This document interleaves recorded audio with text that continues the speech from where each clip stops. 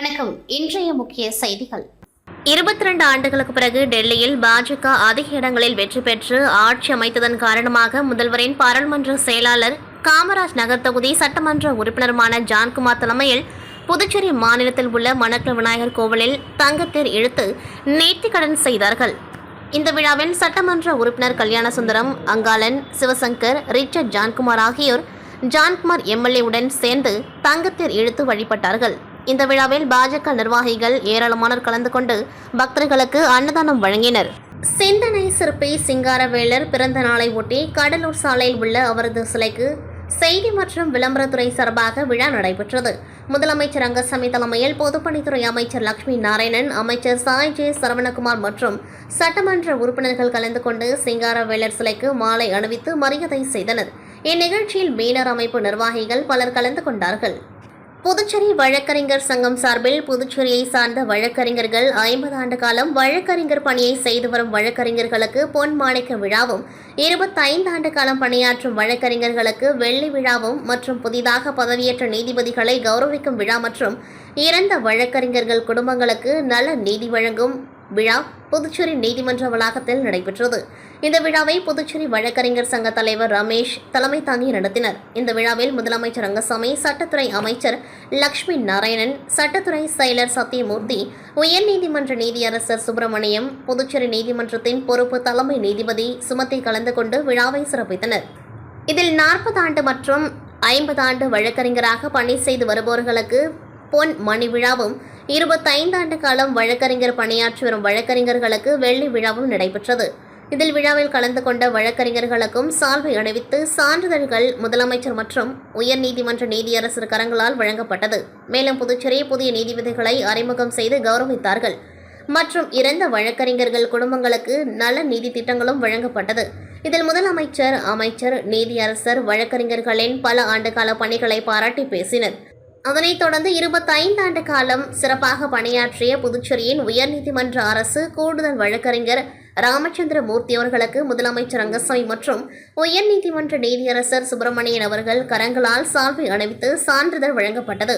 அப்பொழுது புதுச்சேரி அரசின் உயர் நீதிமன்ற வழக்கறிஞர் ராமச்சந்திர மூர்த்தி அவர்கள் முதலமைச்சர் மற்றும் உயர் நீதிமன்ற நீதியரசருக்கு ராமச்சந்திர மூர்த்தி மற்றும் அவரின் அலுவலகத்தை சார்ந்த சக வழக்கறிஞர்கள் ஆளுயர் மாலை அணிவித்து கௌரவித்தார்கள்.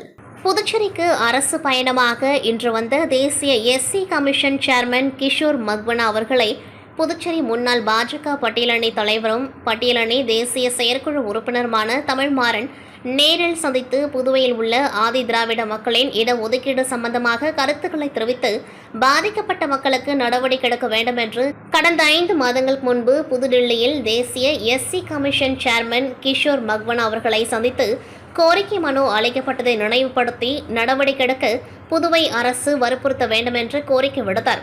அதனைத் தொடர்ந்து பத்மஸ்ரீ விருது பெற்ற கலைமாமணி தட்சிணாமூர்த்தி அவர்கள் எஸ்சி கமிஷன் சேர்மன் அவர்களை சந்தித்து பத்மஸ்ரீ விருது பெற்றதற்காக வாழ்த்துக்கள் பெற்றார்.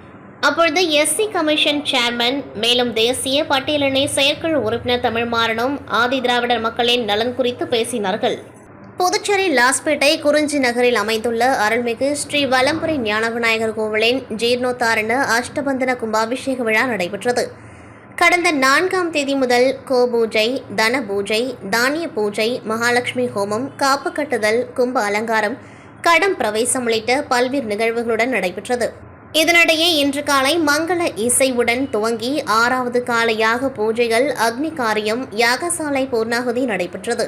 யாகசாலையிலிருந்து புனித நீர்க்கலசங்கள் புறப்பட்டு அருள்மிகு ஸ்ரீ வலம்புரி ஞான விநாயகர் ராஜகோபுர விமானத்திற்கு புனித நீர் ஊற்றி கும்பாபிஷேக விழா வெகு விமர்சையாக நடைபெற்றது.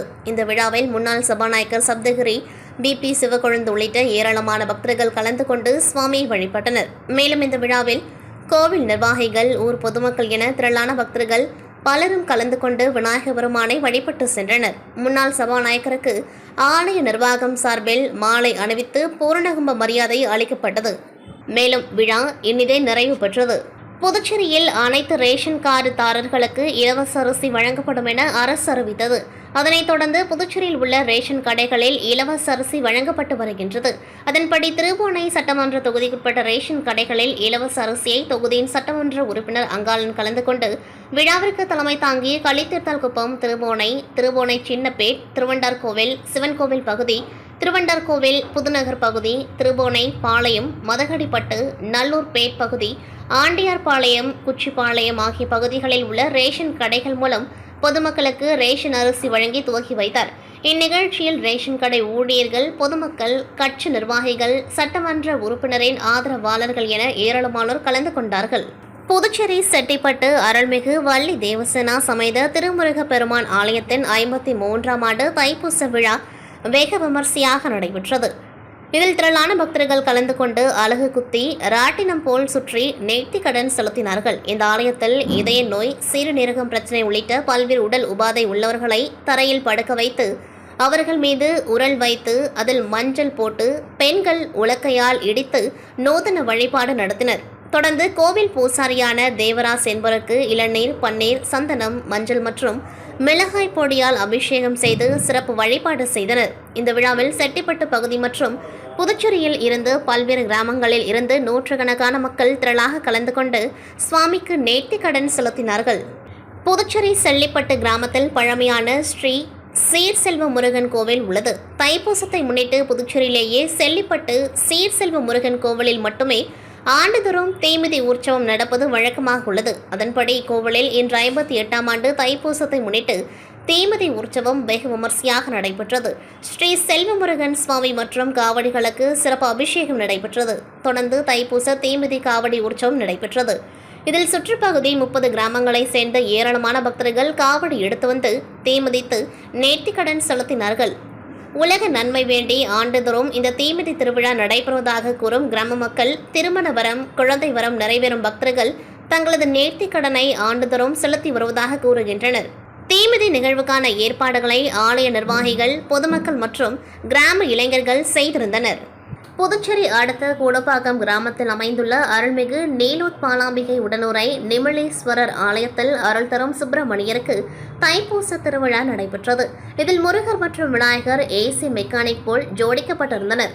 இதனை ஜோடித்த ஏசி மெக்கானிக் தனது தொழில் அபிவிருத்தி செய்த கடவுளுக்கு நன்றி தெரிவித்துக் கொள்ளும் வகையில் நேர்த்திக்கடனாக ஜோடித்திருந்தார். 50 கிலோ லட்டு, 25 கிலோ நெல்லிக்காய், 25 கிலோ கத்தரிக்காய் ஆகியவற்றை கொண்டு மாலையாக தயாரித்து படையலிட்டனர். மேலும் சுப்பிரமணிய பெருமானுக்கு வேல் காவடி, பால் காவடி, பன்னீர் காவடி, ஜேசிபி நெல் அறுக்கும் இயந்திரம், டாடா ஏசி போன்ற வாகனங்களை சடலிட்டு இழுத்து பக்தர்கள் தங்கள் நேர்த்திக் கடனை செலுத்தினர். தைப்பூச திருவிழாவை ஒட்டி புதுச்சேரியில் உள்ள முருகர் ஆலயங்களில் சிறப்பு பூஜைகள் மற்றும் பக்தர்களுக்கு அன்னதானம் வழங்கப்பட்டது. அதன் ஒரு பகுதியாக காலாப்பட்டு தொகுதிக்குட்பட்ட கருவடிக்குப்பம், லட்சுமி நகர் பகுதியில் உள்ள ஸ்ரீ பாலமுருகன் ஆலயத்தில் முருகனுக்கு சிறப்பு பூஜை செய்யப்பட்டு தொடர்ந்து பக்தர்களுக்கு சமபந்தி விருந்து வழங்கப்பட்டது. இந்நிகழ்ச்சிக்கான ஏற்பாடுகளை அர்ஜுனகுமாரி அறக்கட்டளை நிறுவனர் செந்தில் செய்திருந்தார். சுமார் 500க்கும் மேற்பட்ட பக்தர்களுக்கு அறுசுவை விருந்து வழங்கினார். இந்நிகழ்ச்சியில் ஆலயத்தின் நிர்வாகிகள், செந்தில் ஆதரவாளர் உட்பட பலர் கலந்து கொண்டார்கள். புதுச்சேரி மாநிலம் வில்லியனூர் கொம்யூன் பஞ்சாயத்துக்குட்பட்ட குருமாப்பேட்டில் வீட்டு வசதி வாரிய குடியிருப்போர் நல்வாழ்வு சங்கமும் ரோட்டரி கிளப் ஆஃப் பாண்டிச்சேரி லெகசியும் இணைந்து தை திருநாள் கொண்டாட்டம் 2025க்கான கோலப்போட்டி மற்றும் விளையாட்டுப் போட்டிகளை நடத்தின. இதனைத் தொடர்ந்து நடைபெற்ற பரிசளிப்பு விழாவில் ஆசிரியர் சிவசுப்பிரமணியன் வரவேற்புரை வழங்கினார். குடியிருப்போர் சங்கத்தின் கௌரவ தலைவர் ராஜாராமும் ஆலோசகர் ஆசிரியர் செந்தில் குமரனும் முன்னிலை வகித்தனர். சங்க தலைவர் ரமேஷ் முருகவேல் தலைமை தாங்கிட செயலர் சரவணன் ரோட்டரி கிளப் நிர்வாகிகளை அறிமுகம் செய்தார். மேலும் ரோட்டரி கிளப் லெகசி தலைவர் கருணாநிதி, செயலர் பழனி, பொருளாளர் ரகுவரன் ஆகியோர் கோலப்போட்டி மற்றும் பல்வேறு விளையாட்டுப் போட்டிகள், நடைப்போட்டிகளில் வெற்றி பெற்றவர்களுக்கு ரோட்டரி கிளப் பாண்டிச்சேரி லெகசி சார்பில் ஏராளமான பரிசு பொருட்களை வழங்கினர். மேலும் அனைத்து போட்டிகளிலும் நூற்றுக்கணக்கானோர் கலந்து கொண்டார்கள். இவற்றுக்கான ஏற்பாடுகளை சங்க நிர்வாகிகள், செயற்குழு உறுப்பினர்கள் செய்திருந்தனர். இந்நிகழ்ச்சியில் நிறைவாக சங்க பொருளாளர் ரகுராமன் நன்றி கூறினார். புதுச்சேரி நெல்லித்தோப்பு பகுதியைச் சேர்ந்தவர் லட்சுமணன். இவர் பாரதி வீதியில் உள்ள ஒரு மதுபான கடையில் காசாளராக பணிபுரிந்து வருகின்றார். இவர் கடந்த 4ஆம் தேதி இரவு அன்று கடையை மூடிவிட்டு சென்றவர் மறுநாள் காலை வந்து பார்த்தபொழுது கடை ஷட்டரின் பூட்டு உடைக்கப்பட்டிருந்ததை அடுத்து உள்ளே சென்று பார்த்தபொழுது கல்லாப்பேட்டில் இருந்த ரூபாய் 75,000 மற்றும் ஒரு துணிப்பையில் வைத்திருந்த ரூபாய் 1,25,000 என 2 லட்சம் ரூபாய் பணம் திருடு போய் இருப்பதை கண்டு அதிர்ச்சி அடைந்தவர் கடையில் பொருத்தப்பட்டிருந்த சிசிடிவி காட்சிகளை ஆய்வு செய்ததில் மர்ம நபர் ஒருவர் பூட்டை உடைப்பது தெரிய வந்தது. இதனைத் தொடர்ந்து லட்சுமணன் சிசிடிவி காட்சிகளுடன் ஒதியஞ்சாலை காவல் நிலையத்தில் அளித்த புகாரின் பேரில் போலீசார் வழக்கு பதிவு செய்து அப்பகுதியில் உள்ள அனைத்து சிசிடிவி கேமராக்களையும் ஆய்வு செய்தனர்.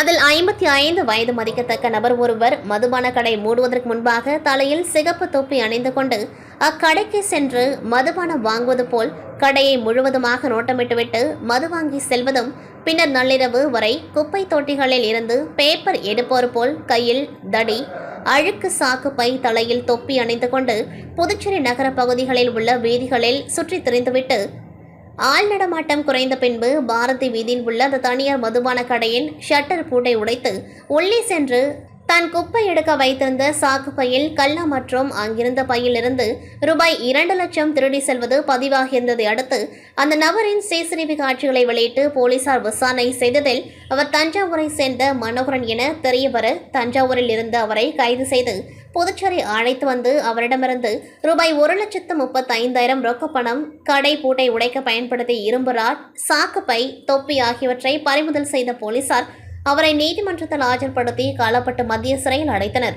மேலும் மனோகர் தஞ்சாவூரில் இருந்து புதுச்சேரி வந்து அறையெடுத்து கூலி வேலை செய்து வந்ததும் அவருக்கு புதுச்சேரியில் மட்டும் கடந்த 2010ஆம் ஆண்டு முதல் இன்று வரை மதுபான கடைகளை மட்டும் கூறி வைத்து பூட்டை உடைத்து பணம் திருடி சென்றதாக 5 வழக்குகள் நிலுவையில் உள்ளதாக போலீசார் தகவல் தெரிவித்துள்ளனர். இத்துடன் செய்திகள் நிறைவடைகின்றது. நன்றி, வணக்கம்.